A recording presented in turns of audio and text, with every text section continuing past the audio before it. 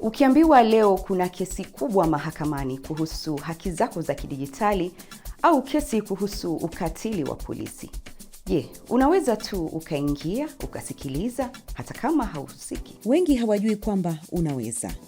Wakenya wengi wanaamini mahakama ni sehemu ya mawakili, washukiwa na mashahidi pekee, lakini ukweli unaweza kukushangaza. Ndiyo, mara nyingi unaweza kwenda mahakamani kusikiliza kesi.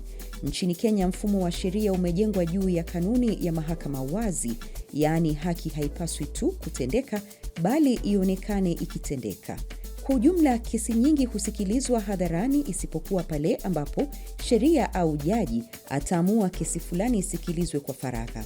Kwa mfano, kesi zinazohusu maslahi ya umma, haki za binadamu, ukiukaji wa haki za kidijitali, ukatili wa polisi, matumizi ya mamlaka ya serikali, mazingira au tafsiri ya katiba mara nyingi husikilizwa wazi. Lakini pia sheria inalinda waathiriwa au taarifa nyeti.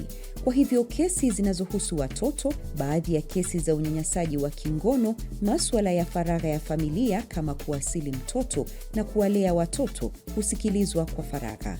Sababu nyingine ya kesi kusikilizwa kwa faragha ni kwa usalama au kulinda mashahidi. Je, wewe umewahi au ungependa kwenda kusikiliza kesi mahakamani? Ukifika kotini, kitu ya kwanza unafanya unasima simu yako. Niligundua kwamba hakuna kutembea.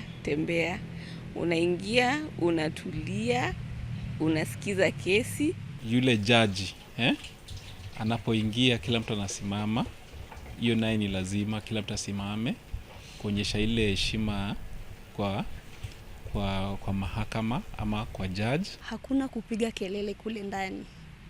Unatulia. Pale lazima uwe mtulivu. Sasa unaweza kwenda. Lakini usiende kama vile umeenda kutazama maigizo. Mahakama ina taratibu zake. Ukizivunja unaweza kutolewa nje, kuonywa na jaji au hata ukajipata kizimbani. Lakini swali kubwa ni hili: kwa nini mwananchi wa kawaida afuatilie kesi? Kwanza, inakuza uwajibikaji wa serikali.